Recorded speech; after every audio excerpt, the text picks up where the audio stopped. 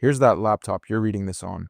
The brain is a chip smaller than your thumbnail, and that's the part everyone talks about. Moore's law, transistor counts, silicon wafers. That's the story we tell about the digital age. But pull the case off any phone, any computer, any server humming away in a data center right now, and you'll find something else entirely. A flat, boring green rectangle. No one names conferences after it. No one puts it on a magazine cover. And yet, without it, that brilliant little chip is just an expensive paperweight. That green board is a printed circuit board, and it might be the most underrated invention of the last century. Here's the illusion. We treat the microprocessor like it's the whole computer. It's not.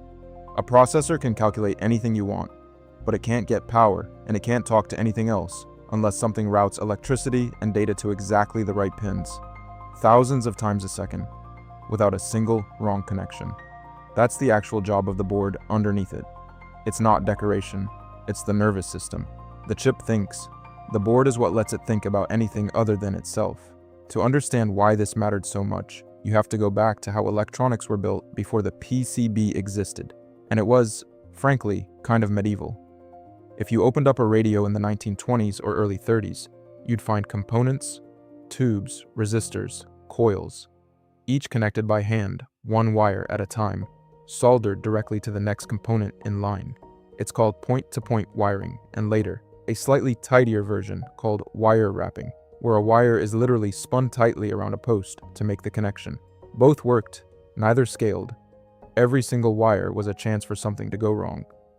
A cold solder joint, a short, a connection that worked fine on the bench and then failed the second the device got jostled, or heated up, or just sat around for a few years.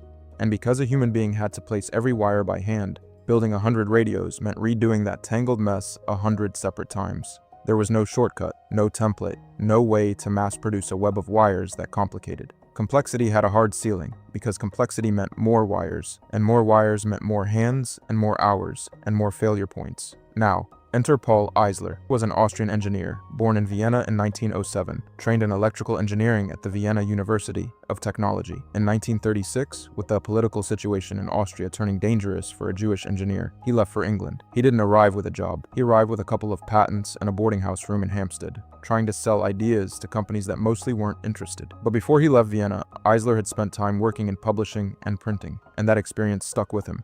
Printing, by the 1930s, was a mature industrial process. You could reproduce an incredibly complex image over and over, identically, at speed. Eisler looked at that tangled mess of hand-soldered radio wiring and asked a simple question. What if you didn't wire a circuit at all? What if you printed it? Instead of physical wires, you'd start with a thin sheet of copper foil bonded to an insulating board. Then, instead of drawing the circuit, you'd etch it, coating the areas you want to keep with a protective layer and dissolving away everything else in an acid bath. What's left isn't a bundle of separate wires. It's a single, flat pattern of copper pathways, permanently fused to the board, all created in one repeatable step. Any complexity you wanted was just ink on a template. Print the same pattern 1,000 times, and you have 1,000 identical circuits, with zero hand wiring and zero variation between them. He built his first working example, a radio, around 1936. And filed a more developed patent for the technique in 1943. And at first, just like his earlier ideas, almost nobody cared. It looked strange. It looked unproven. Why would you reinvent something that already worked? Then the war made the decision for everyone. Britain and the United States needed electronics that were small, light, and could survive brutal physical abuse, specifically being fired out of an artillery gun. The proximity fuse was a miniature radar system packed into an artillery shell, designed to detonate automatically when it got close to a target, rather than on contact or a timer. That circuit had to survive an acceleration of roughly 20,000 times gravity at the moment of firing. Hand-soldered point-to-point wiring simply could not survive that kind of shock reliably. A single wire shaking loose meant a dud shell. Printed circuits could take that punishment, because the copper pathway wasn't a separate part hanging in space. It was bonded directly to the board itself. The American and British militaries adopted the technology through the mid-1940s, and it proved itself where it mattered most, under fire, literally. That wartime necessity is what dragged Eisler's invention out of obscurity and into serious industrial use. By the late 1940s, commercial applications followed. Eisler's own boards found their way into products like hearing aids, and by 1948, the technology had been cleared for general commercial use in the US. So what does a printed circuit board actually look like today, mechanically? At its core, it's still the same basic idea Eisler had. You start with a rigid substrate, almost always a glass-reinforced epoxy laminate known by the shorthand FR4, the FR literally standing for flame retardant. Bonded to that substrate are one or more layers of copper etched into traces, which are the modern version of Eisler's printed wires.